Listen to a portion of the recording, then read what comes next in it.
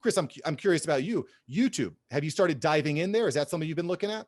I actually just had a call with my virtual assistant yesterday, and I paid for her to do a little Udemy course on like SEO optimization, right? Because I mean, it doesn't make sense. I don't want to be an SEO expert. I am in real estate and I like to do this podcast for fun. Yep. And it also lead generates for me, but like me focusing on SEO and stuff myself, it's not something that I would do. So my assistant gave me the summary. This is what we need to do. Add these keywords, blah, blah, blah, create playlists for all your different videos.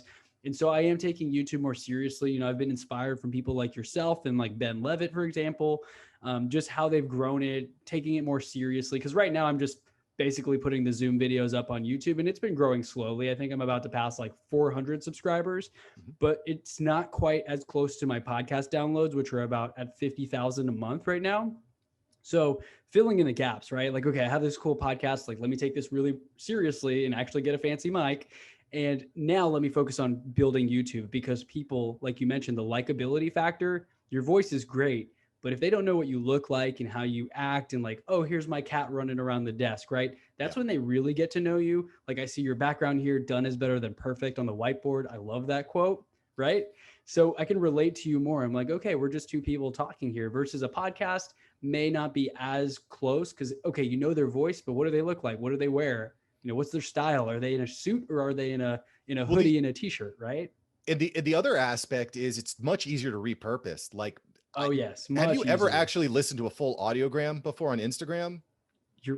No one ever really listens. They listen to the 10-second and they're like, okay, cool. Maybe I'll go check out the full podcast when I'm walking the dog, right? Maybe. Yeah. But and when you get the video, what you're able to do is you're able to create these like these snippets. Punchy experience, exactly, these punchy snippets, you know, that really attract people in, because we're human beings, generally speaking, we're very visually oriented. So that's a big deal. And it's much easier for you to give people different experience. And the real, you know, the other thing about YouTube is the searchability. It's very hard to be found in a podcast, right? Podcasts, it's very hard for someone just to go in, type in a particular topic or question and have you show up on that podcast. In YouTube, it's very easy. I don't want to say easy because there's a science to YouTube. Right. But it's the second largest search engine in the world. Like I did a poll recently on LinkedIn. I think we got, I don't know, 20,000, 30,000 responses to this poll.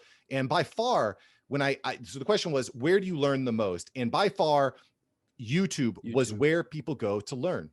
You know, it's the new school. So I think having a YouTube strategy is really important, but it's a whole nother animal, because you need to know the SEO, you need to know the tags, you need to know titles, you need to know descriptions, you need to know thumbnails, you need to know the analytics. There's a lot to it. And again, that's one of this challenge, this problem that you just announced is kind of how my business has evolved. I never started out thinking that I'm going to build an agency, like a digital media agency, but it's, you know, there's so many people that they want to focus on their business. Yeah. You want to focus on getting more real estate clients. You want to sell more homes or buy more homes or invest. You want to focus on your business. You don't want to focus on learning, you know, A/B testing thumbnails and stuff like that. You know, you don't want to do that. It's a waste of your time. Yeah. So what me and my team, important, but it's not the best use of my time for what I want to focus on. Right. So that's exactly right. Understanding that is extremely important. So that's what your team works on currently for your clients? Yeah, that's exactly it. You know, so we bring on clients, we say, hey, where do you want to focus your effort? You know, where's your demographic live? And we're going to create experiences so that you stay top of mind. So when someone's ready to buy their home or needs an attorney or needs insurance, like, you stay top of mind because you're showing up day in, day out, providing useful information. I can't tell you how many, this is especially true for these types of industries, attorneys, real estate agents, insurance agents. Everyone is like, I know so many people that are in this industry, but if you're staying top of mind in my feed, much more likely that I'm actually going to reach out to you when it's time.